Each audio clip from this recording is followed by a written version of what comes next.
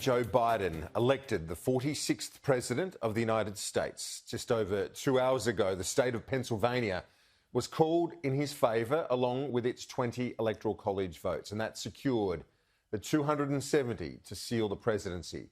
He's defeated the incumbent, the first time that has happened since 1992, but Donald Trump is refusing to concede at this point.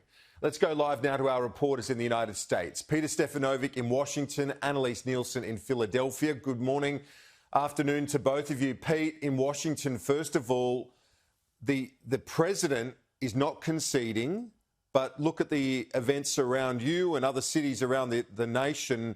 It seems people aren't interested, really, not willing to wait. No, that's right. It's party time here in Washington, D.C. at the moment, Kieran. Good morning to you. It was around about 3 hours or so ago that the networks started projecting that Joe Biden would win the state of Pennsylvania, as you just said, and with that came the 20 votes in the Electoral College, and with that meant that he passed that magic number of 270.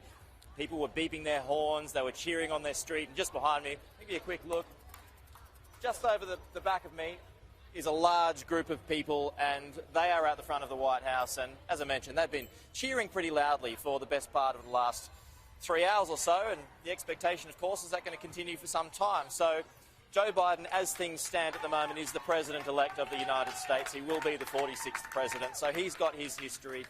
Kamala Harris has got her history as well. She will become the first female vice president and the first person of colour to be vice president as well. A short time ago, we did hear from Joe Biden, well, in the form of a statement. And in that statement, it says, "I am honoured and humbled by the trust the American people have placed in me and in Vice President-elect Harris. In the face of unprecedented obstacles, a record number of Americans voted, proving once again that democracy beats deep in the heart of America. With the campaign over, it's time to put the anger and the harsh rhetoric behind us and come together as a nation. It's time for America to unite and to heal. We are the United States of America, and there's nothing we can't do if we do it together." Later on, at around about 8 o'clock this evening, local time, Joe Biden will be giving his speech. No doubt that will be his victory speech, which will please the people around here. That's around about midday Australian time. He'll be joined by Kamala Harris as well. The expectation is that she will speak first, and then Biden will speak second. We have already heard from her today to a certain extent. On her Twitter account, she said, "This election is about so much more than Joe Biden or me.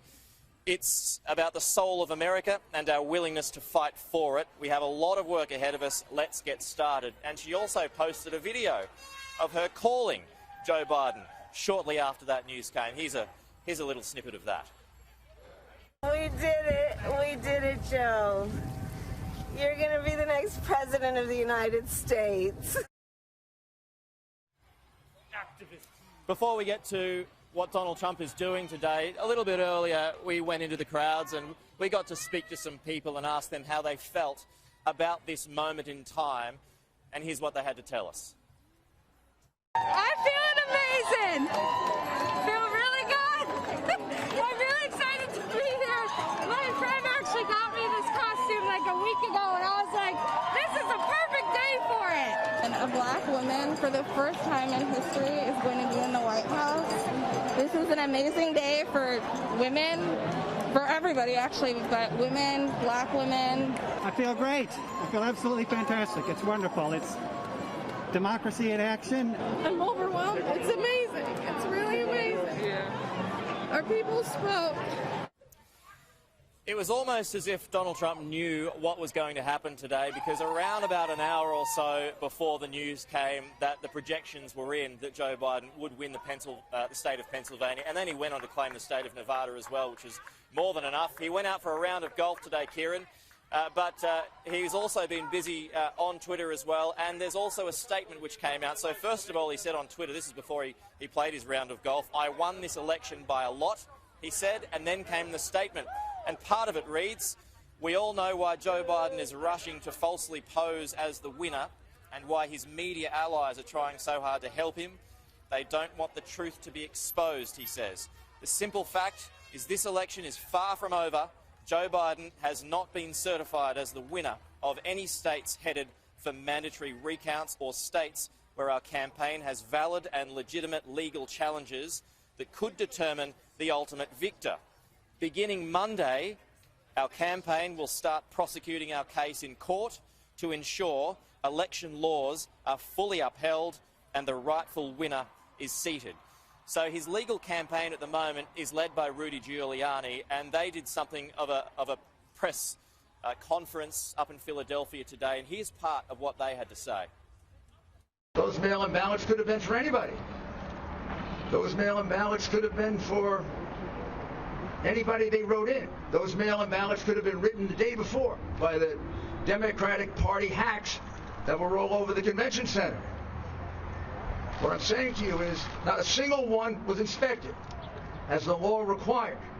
Even when a court order was obtained to allow the Republican inspectors to get 6 feet closer, they moved the people counting the ballots 6 further feet away. So we did know that he was going to be pursuing legal action. He has already tried to varying degrees of success. There's the possible recount that's going to be taking place in the state of Wisconsin. There is the recount that's going to be taking place in the state of Georgia as well.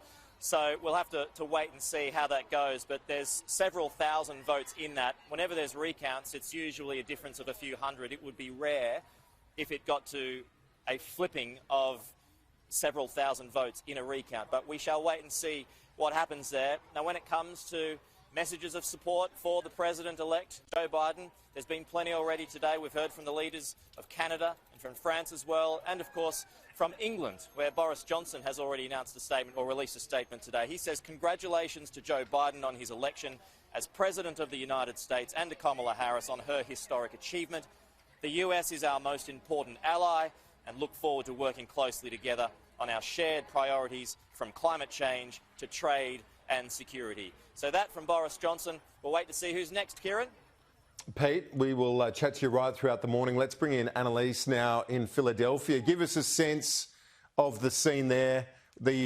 Well, it was the decisive state in the end, Annalise.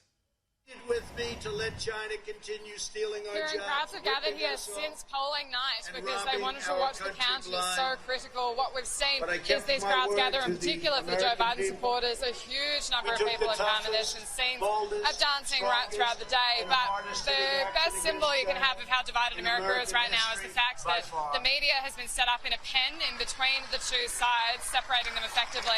And the Donald Trump supporters are very much still here. What we've been hearing from them is they don't think this is over. They say the legal challenges are still to come, and that hasn't been officially declared. So there is still a strong contingent of Donald Trump supporters here as well.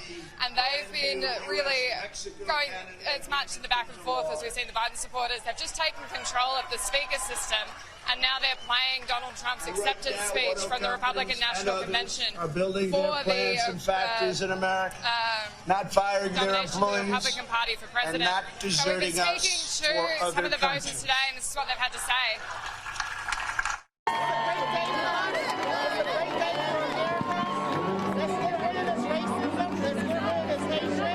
Feels like it's a new day and that there's hope again, which I was scared to hope for the last couple of weeks, a couple of months in particular. I am very happy today. This is really ambiguous. Victory is premature. There's going to be more cases. Our Trump campaign's going to come out victorious. I have no doubt in my mind. We've been winning for you. We're about to win for you. In Pennsylvania alone. Kieran, there's a strong police presence here, but there's been no signs of any kind of altercation so far. What we've seen is people really being quite conciliatory, but that enthusiasm also on the Joe Biden side, of course, and the crowds do keep getting bigger. There's a number of cars driving around the area as well, honking their horns, and there is a celebration atmosphere, but you can see that this isn't going to be dying down anytime soon, and they're all waiting to see if the president does indeed concede or if this is just going to go to court. And Annalise, as we discussed with Pete, it seems that the events around this are overtaking any concession, as in those on the streets. The reaction from world leaders, from Boris Johnson to Justin Trudeau, to the north of the United States, congratulating the president-elect. It is really extraordinary, isn't it? None of this election is following the normal rules, the normal protocols. And people really are so engaged in this. It's been on tenterhooks in the US for the last 4 days, just waiting for some kind of result. And you can see just when you look at the crowds here, this has been so much pent-up frustration, just waiting to see some kind of result, waiting to see from Pennsylvania what they would decide from this vote. It's less than 5% margin in it, but I would say that it's still not settled. These Donald Trump supporters are not accepting this. They're not going to accept it until the president concedes, and if that doesn't happen, this is going to be lasting a lot longer than just today's celebrations for the Biden camp and the frustration you can see from the Trump supporters as well.